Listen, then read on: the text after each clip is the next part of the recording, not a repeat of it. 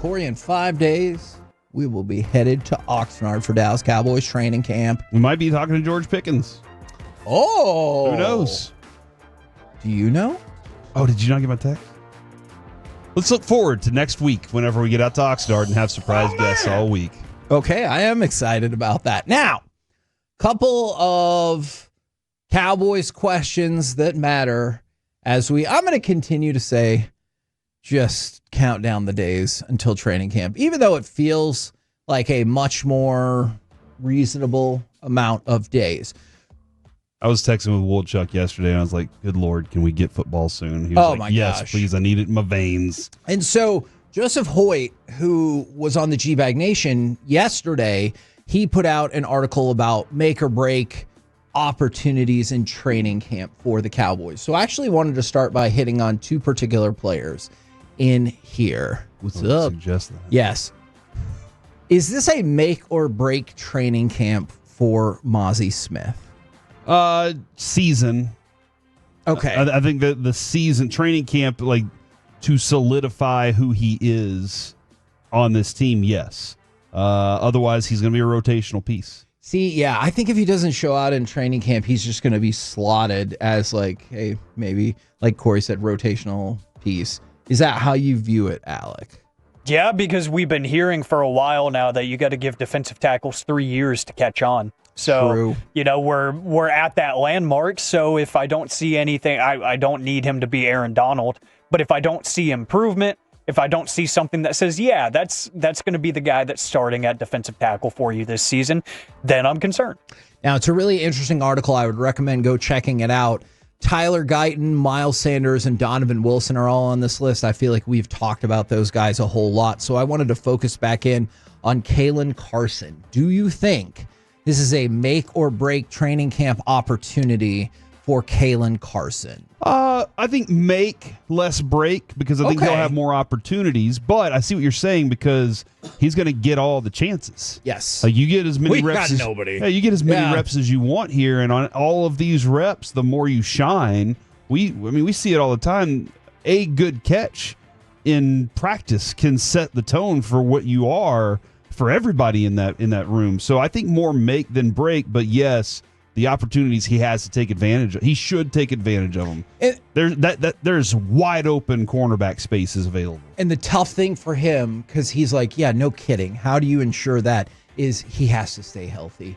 Like, I know he's like, well, I didn't plan to get hurt. That? I know, but you can't. But like he has to stay healthy, or else. Yes. I feel like maybe the book's going to be written on him. Okay, I can understand. Like after only in his second season? Yeah, just because in his first year, the Cowboys are like, we desperately need somebody at this spot. And he played well, but then he got hurt. So now you're in the second season, and the Cowboys again are like, we desperately need somebody at this position. Is it the same for Overshown?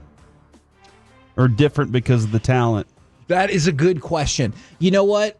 And man, that is a good question. I think it's different for Overshown just because the rest of the league, as well as the Cowboys, already acknowledge his talent, as we referenced yesterday or the day before. Number 8 off the ball linebacker in the league. So I guess probably higher ceiling potential, it seems like, for Overshown might make it different. But that's a great question. Thank you. There are.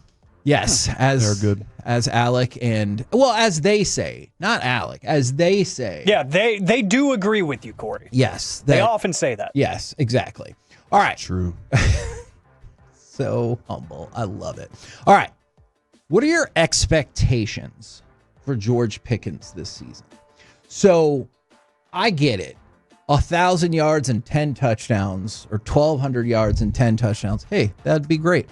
But do you have a statistical expectation for him, or is it not only showing up in the stats, but like, hey, I saw CeeDee Lamb get way more single coverage? Or like, how would you define that? I'm at 950 and 6 is where I am. Like I just kind of, if he gets to 900, I'm pretty happy, because I'm feeling like the Dak had a pretty good season and was able to help out with CeeDee Lamb too. But the other part is being a good teammate. Showing like, hey, I'm blocking downfield, I'm doing all these other things. My expectation for him is to be an elite teammate because of what he needs. He needs a contract. Yeah. And so I think that you have to be your best version no matter what. So my expectation is amazing teammate, leader type mentality, dude who's not out there ripping teammates down, and also he's out there producing. So I think big season ahead for him. I'd say I like Cory's stat projection of 6 touchdowns, 900 yards range. But if we're going to look at something a little bit more specific, I think his yards per catch is going to be a bit higher than a bit higher than you would expect from him. Because last year he was averaging about 15, but in his best season in 23, he was averaging over 18 yards per catch. If he's in that neighborhood again, then I think you pulled off something that you expected to happen. You pulled off something that's going to make the fans happy, and you pulled off something that's going to make the quarterback happy. So ideally, and all of this boils into it, I guess, you would like to see a scenario in which the Cowboys and the fan base would like to re-sign him at the end of the year. Whether they can or they can't, you would like to see a season where you're like, oh, yeah, I want him back. I would like him to be so good that we want him back, but we also know that he just it's too rich. Yeah. And and Kevin, here's the other thing. And it's okay because our guys have a plan already in place. I want to trust that. Yeah. There's just part of me that just wants to be like, I trust you. I would also like to believe that, but here we are. Mm-hmm. What does full go look like for Dak Prescott? He said he's going to be full go for training camp. What does that look like in training camp? He's able to throw every rep. He's going to take 90% of the reps anyway. Sure. But he's able to throw every rep. Whenever he needs to run, he runs.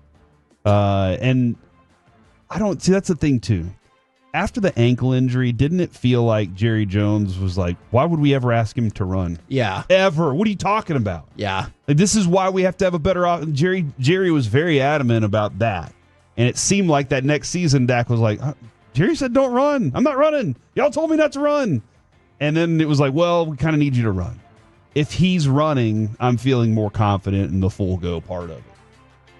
Yeah, I think that's pretty much it, that you're going to see him getting the majority of the reps. He's going to be running every design that they ask him to run, whether it's a bootleg or if it is a simple 3-step drop. He's going to be doing everything that he's asked to do, and it's just going to look like what we're accustomed to for a normal offseason. I don't think there's going to be anything that stands out, good or bad. I think it's just going to be kind of status quo. If you get status quo, then I'm happy. Is Hunter Lipke going to make this team? Now, one of the reasons that crossed my mind is obviously we've talked about the running back room quite a bit, but you look at previous stints of Shoddy as an offense coordinator with the Jets, Rams, and Seahawks, and fullbacks had really limited roles. And I know they've tried him out at tight end, some and everything like that. So factor that all in. As of right now, do you think Hunter Lipke makes this team? As of right now, I don't. Okay. But I know that he can wow you with things, sure, like his effort in training camp and in those games. So I can see a scenario where they go, why would we let that guy off this team? Like he can contribute on special teams. He can contribute this and this. I can definitely see a scenario where they want to do that. And if I remember correctly, there was some good power eye stuff and some stuff that I've seen from Schottenheimer before. If I remember correctly, I think he has a useful place. For as of right now, I do not. I don't have him on the team. I think he's going to fall victim to this regime idea. This regime is not his, and they might not see a place for him on this team. He might do enough. You've heard stories about that, like Kevin, you'll like this. I've heard Trick Williams from NXT talk about his tryout with Philadelphia before he got into wrestling. He asked, I think it was Deuce Staley, how do I make this team? And he said, there's nothing you can do to make the team. Just don't screw up. He was like, there's nothing you can do because you're already at the very bottom of the list. Yeah. So just don't screw it up, but there's nothing you can really do. I think he might be in that position where he might look great, but they might not see a spot for him on this team, especially it feels like they have 40 million running backs on the roster right now. They're going to have to make decisions anyways. Right. That is very fair. All right. This might be the question I am most fascinated by. Can the Cowboys get back to winning at home? So, as you recall, 2022, 2023, They had won 16 consecutive regular season home games, and then they try to pretend like that streak was still a thing when they had lost in the playoffs. And they were 2-7 at home last year. Here are their home opponents this season: the Giants, the Packers, the Commanders, the Cardinals, the Eagles, the Chiefs, the Vikings, and the Chargers. So by no means an easy home slate, but it does kind of feel like if you can't get back to winning at home, this season might be doomed. So do you think they can get back to winning at home? Yeah, I think they can. What does that look like to you, record-wise? Not what it was last year. That was terrible. Yes. That wouldn't be a winning record at home, Kevin. I don't know if you know how math works there. I agree with that. But yeah, I mean, I'd love to see a 5-3. Is it 5-3? Let's rock that. 5-3. Let's get 5 wins out of this sucker. If you can get more, you're feeling pretty good about yourself. But I'd like to see 5 wins here. Yeah, that would be really nice, and I think they can. That feels like it might end up being one of the Brian Schottenheimer like buzzwords or like emphasis for this season, because he's bringing around the old heads that were actually around for Super Bowl championships and showing off the rings and stuff. That feels like one of those things that he would absolutely stand up on the table and scream about. Like, we have to win at home. If we're going to do anything this season, we're going to win at home. We're going to send people home happy. That just feels like a morale thing that could definitely stick. And you said 5-3 you think would be... That would be great. Especially given this slate. All right, so this question kind of... Oh, crap. I feel like this is a setup. No, not a setup. But I'm really curious about this because from the 817, I like to say that a lot too, by the way. I'm really excited to see our... let's try that again.